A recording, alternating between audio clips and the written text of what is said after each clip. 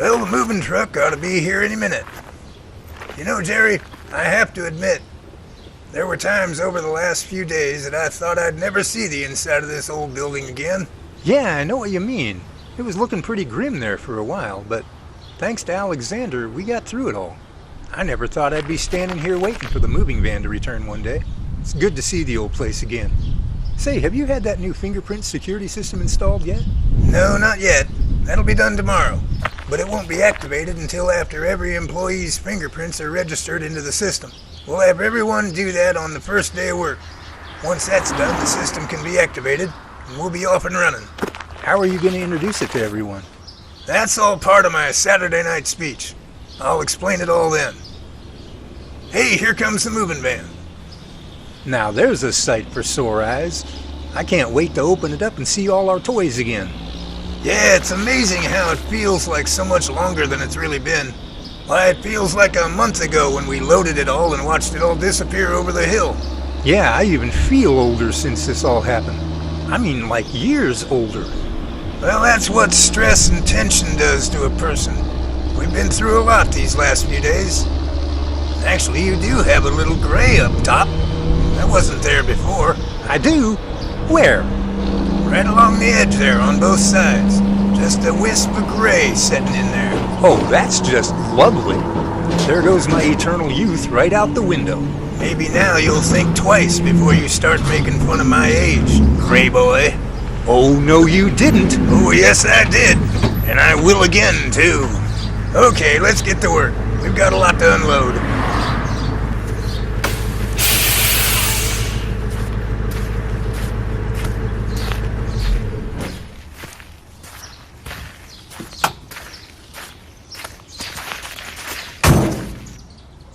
Hey, Professor, how you doing?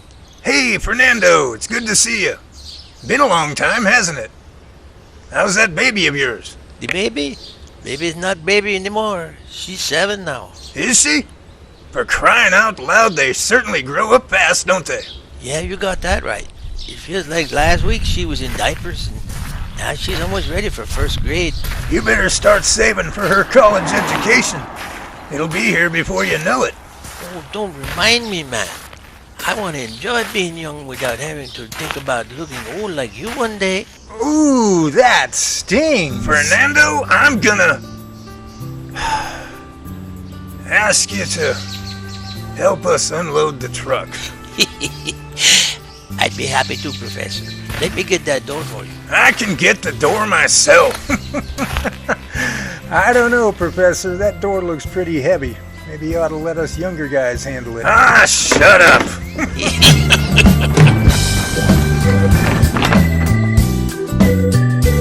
It's moving in day at the lab as things are slowly getting back to normal. But as much of a magnet to adventure as these people are, there's no telling what's right around the corner.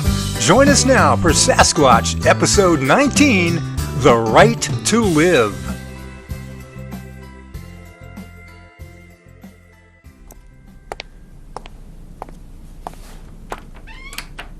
Dr. Isaac, dial 0. It's just so hard to believe that the virus in him is just dead and gone. But I saw it. I actually started questioning if it was just my imagination. Like, did I really see what I thought I saw? But you saw it too.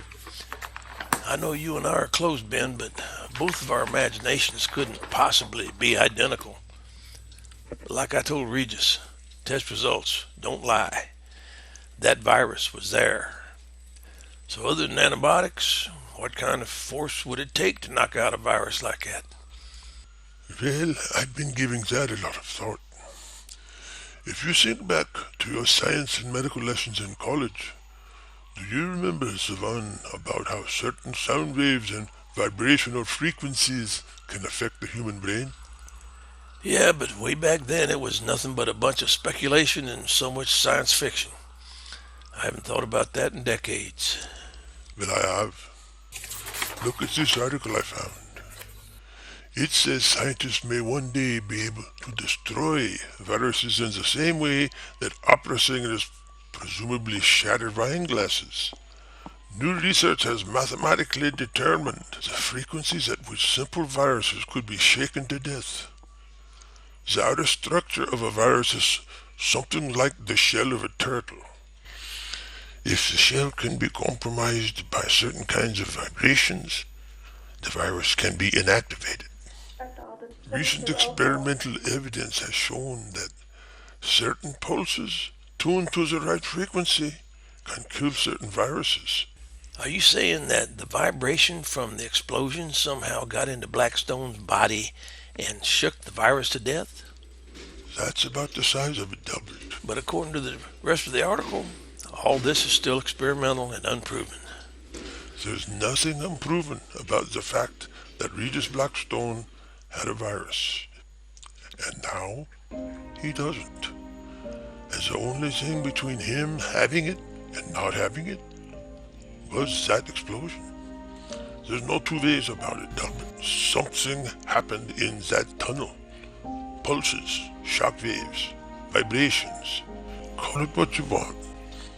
But whatever it was, for Blackstone, it made all the difference in the world.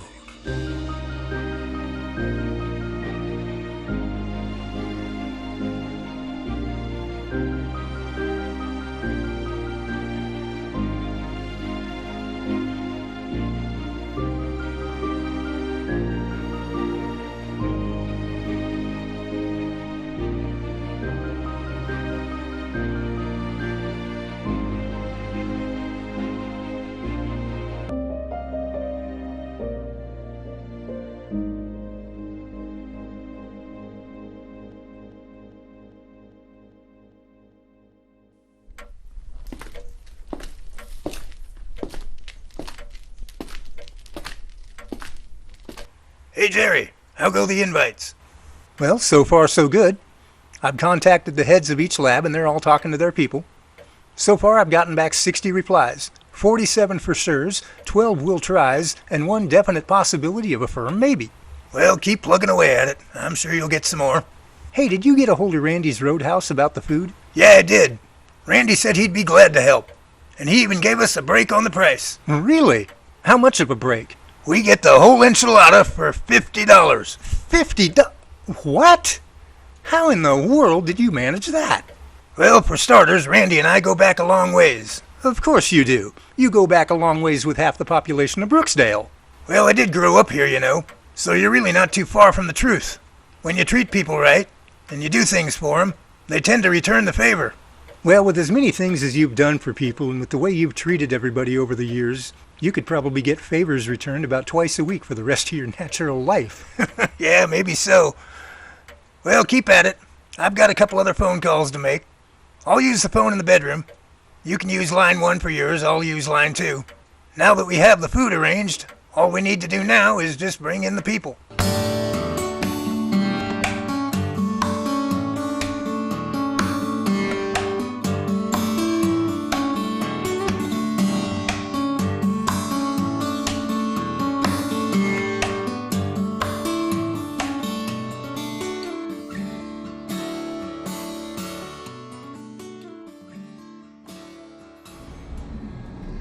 It's huge.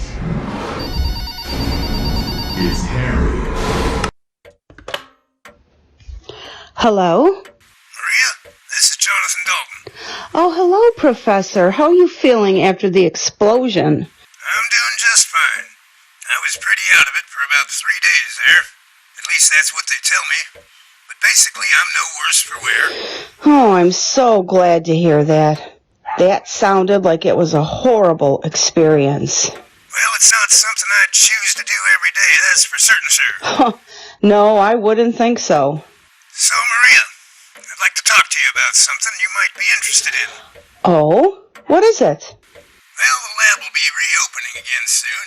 I was wondering, since you've had such an up-close experience with the Sasquatch that came barreling in your living room window, I was wondering if you might like to join our research team as a counselor of sorts for those who've been traumatized by their own encounters. You know, there's a lot of people out there who won't discuss their sightings because they've been traumatized by it. They can't get past it. They need someone who can help them through it, get beyond that point. And someone like yourself, who's had such a traumatizing experience of their own, would be the perfect person for the job. What do you think? Oh, Professor, I would love to be part of your team. Oh, that sounds so exciting. I've always wanted to help people and watch them grow and progress. I was a teacher for years, and I loved watching the lights go on in the kids' heads when they finally understood something. And being a counselor, helping people get past trauma, would be perfect for me. Well, I'm glad to hear you say that, Maria. I thought you'd be perfect for the position. I also contacted Jennifer Sims as well. She's going to be working with us in the area of understanding the creature's habits and different personalities. So you might see her floating around the place now and again. Say, we're having a get-together at the lab here on Saturday night at 7 p.m. Sort of a grand reopening, if you will. There'll be about 100 people there from all the different labs in the area. We'll have food, music, several Bigfoot displays and such. Just a general celebration of the reopening of the lab. Oh, Professor, that sounds wonderful. Yeah, I'll be making a speech after dinner, and that's when I'll officially announce you as a team member. Oh, I can't wait to start helping people again. Yeah, I knew you'd be excited about it. Excited? Why, I'm thrilled for the chance to help like this. When would you like me to start? How about 8 o'clock next Monday morning? I'll be there. Okay, great. I'll see you at the party Saturday night, 7 o'clock. Then Monday morning, bright and early at the lab. Okay, Professor. I'll see you on Saturday night. And thank you so much for the opportunity. I can't wait. You're very welcome, Maria. Okay, gotta run. Lots of stuff to do before Saturday night. Okay, you have a good day. You too. Goodbye. Bye-bye.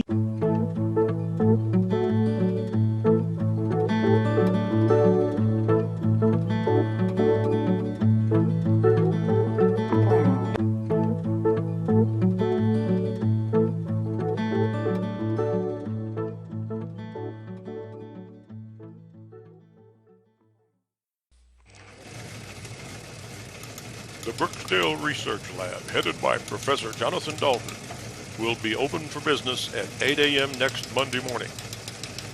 The lab has been closed for the last 2 weeks due to a break-in. Brookdale police discovered multiple cameras and microphones in the walls and ceiling of the lab in an effort to spy on the lab's discoveries. But now that things are getting back to normal again, Professor Dalton says going back to the lab feels like coming home again. This place is incredibly special. I mean, so much has happened here over the years. To see it all have to be shut down was so heartbreaking. But to be able to unlock that front door and walk in again, knowing that everything is back to normal, well, it just feels like home. This Saturday night, the lab will be the site of a celebration. What Professor Dalton is calling a grand reopening party. And it all begins at 7 o'clock.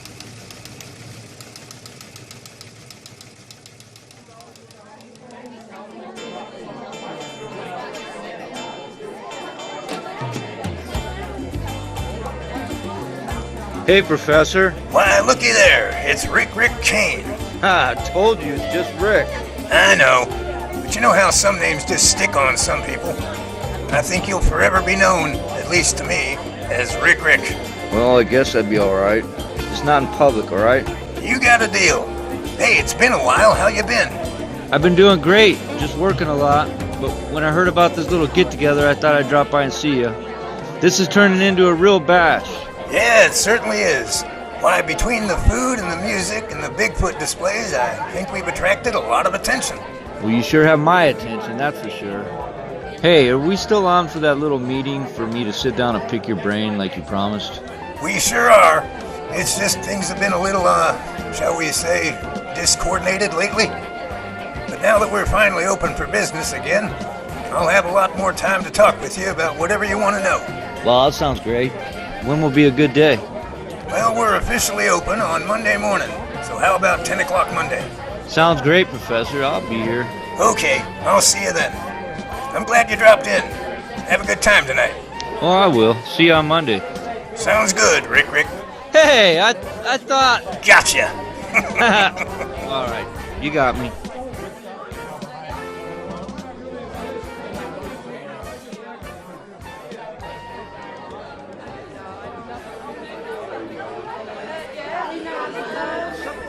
Well, boss, we did it. We took an idea, turned it into a plan, did a little legwork, and tonight our creation stands before us.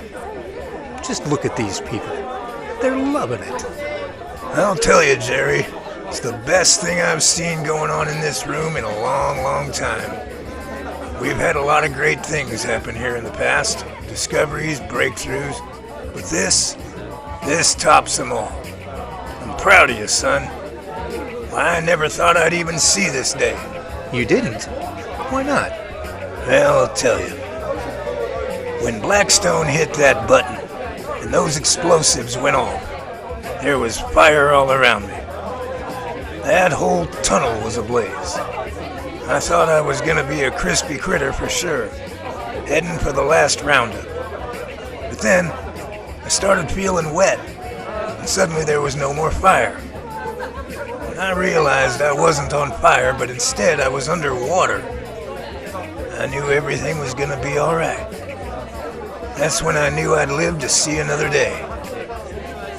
I did get hit in the head and got knocked out, but for those first 2 or 3 seconds, I truly thought it was the end for me. Wow. So tonight really must have some extra special meaning for you. Not just the reopening of the lab, but, in a way, the reopening of your life. Son, that's the straightest nail you've ever driven. You're exactly right. Professor Dalton, are you okay? Captain Willis. Hello there. I'm just a little choked up at the moment. Kinda overwhelmed with our results tonight. Yeah, I can see that. Well, I can certainly understand your emotions. For a while, we weren't even sure if we'd ever see this place open again. But thanks to your Russian friend and the quick thinking of our police force, they all made this night possible. And on the heels of that, I also want to say that I hold you personally responsible. For what? For the happiness and smiles of everyone in this room tonight. It was that phone call that kicked all this into high gear. And I just want to thank you again for allowing it to happen. You're very welcome, Professor. It was my pleasure to be the one to tell you. Hey, the reason I came over here was to let you know I'm going to be off this coming Wednesday. Would it be possible for me to drop by here and talk to you about what I mentioned on the phone? Why, of course. What time works for you? Well, I need to take my son to school first, but after that, I'm free all day. How about, say, 8:30? 8:30 it is. I'll see you then.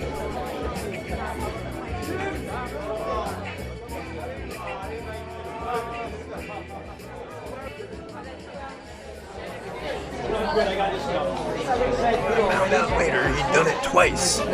So I was fit to be tied. And that was the last time it ever happened. Hey, there's Maria. I wanted to talk to her. Maria! Excuse me, sir. Maria! Professor, hi. This is a great turnout. I'm so glad you invited me. Yeah, it sure is. And you're welcome. How you liking it so far? Oh, it's wonderful. I've seen a few people I know and a lot that I don't know. I think I've told my encounter story more in the last hour than I did the first week after it happened. Yeah, well, when you're surrounded by a lot of people who've heard about it, they're gonna want to know all the details. Yeah, again and again and again. Well, get used to it. Starting Monday morning, it's gonna happen a lot more often. Well, I'm definitely ready. That's great. Well, in just a few minutes, I'll be starting my speech, and I'll introduce you PDQ. Sounds great, Professor. I can't wait. And here, have another cupcake. Why, thank you. Here, take 2. They're small.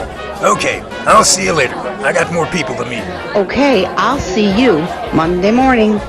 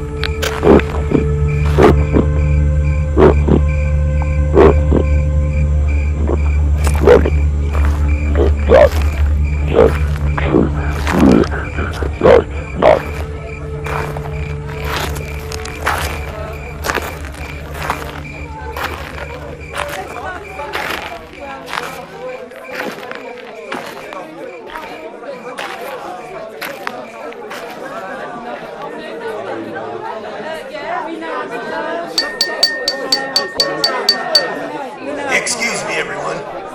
Can I have your attention, please? Is this mic on? Test 1, 2, 3. Okay, it's working.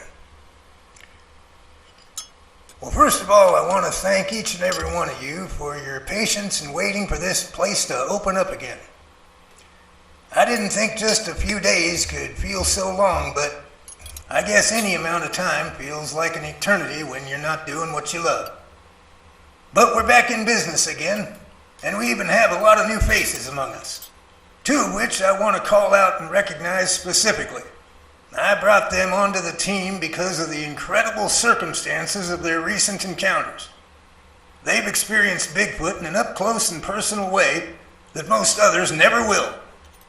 Now, one of these two, maybe just a few of you know, while the other I'm certain all of you know. The first one, Maria Davenport, had a very unexpected dinner guest a few days ago. Now, I won't bore you with the details because I'm sure all of you have already heard what happened in one way or another.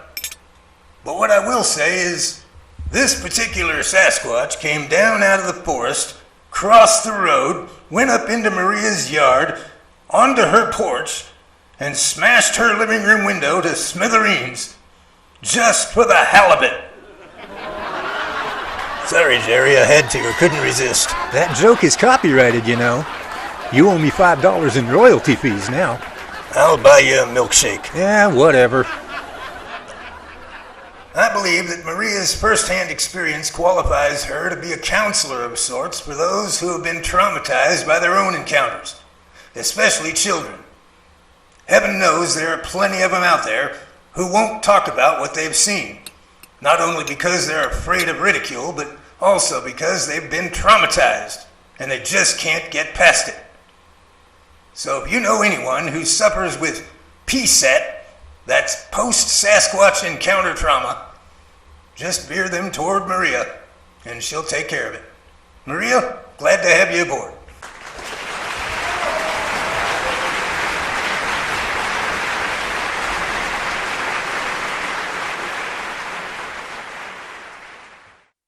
The second new member of the team that I'd like to recognize has just come through the most up-close and personal encounter with Bigfoot since Albert Ostman in 1924. She needs no introduction.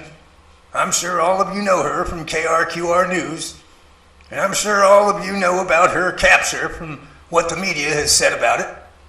But there's a whole other side to her story that even I haven't heard all of yet. Jennifer Sims was kidnapped and held captive by a family of Sasquatch for 3 days. So she's seen and heard them in a way that is second to none. She'll make a great addition to our research team to help us further understand the creature's habits, their personalities, and several other areas yet to be determined. Last week she knew absolutely nothing about them. Today she probably knows more about them than all of us put together. Jennifer, welcome to the team.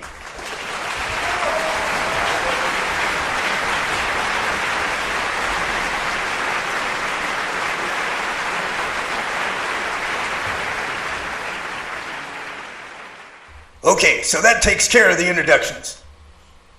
Now, along with all the new faces, we also have a new security system. It's based on fingerprint recognition.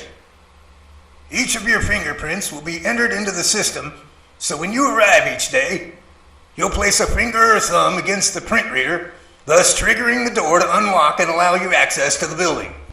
No one will be allowed in without first going through this process.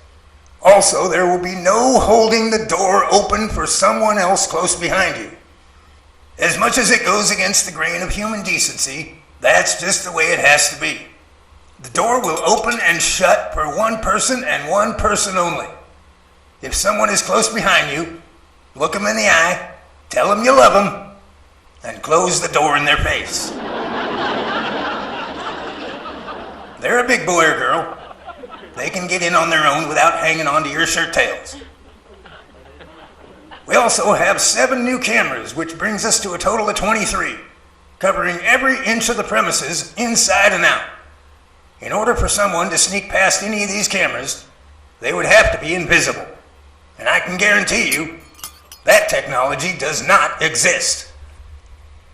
Now for a much more serious topic.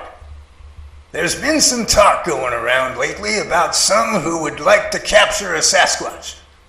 And the way they intend on doing this is to shoot one.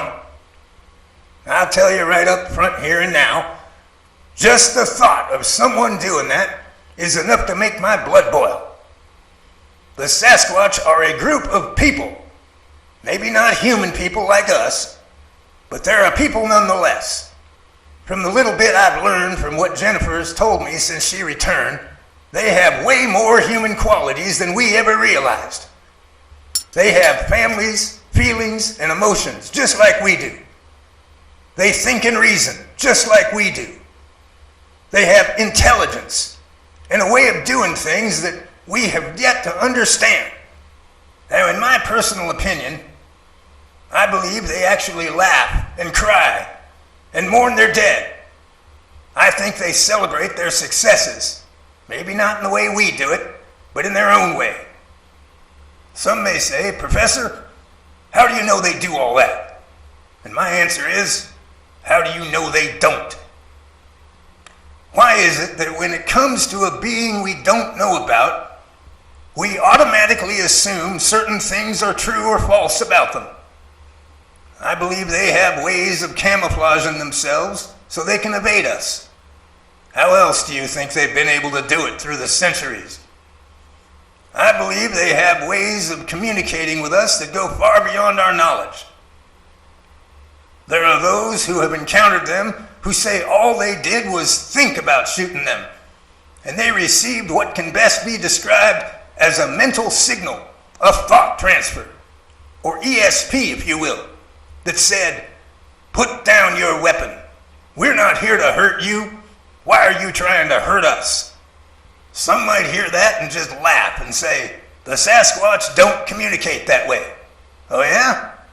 Just how can they be so sure? You know, it just amazes me how so many people who have never studied them, who have never had an encounter with one, who know somewhere between little and nothing about them, can claim so strongly to know what they are and are not capable of. And sad to say, even some who are quite knowledgeable about them still claim emphatically that they cannot communicate via telepathic methods, just because it's something that they can't relate to or understand. A magician can perform an amazing feat of changing a playing card from a king of clubs to an ace of spades right before their very eyes, by using the power of their mind. And they believe it. But try to tell them that the Sasquatch can use the same mental powers to communicate with us, and they'll deny it 6 ways from Sunday. It's time for us to educate the masses and present them with the undeniable truth that not only are the Sasquatch real, but they are a thinking and reasoning society of people. People with rights. The right to be respected. The right to feel safe from those who would harm them. But most of all, the right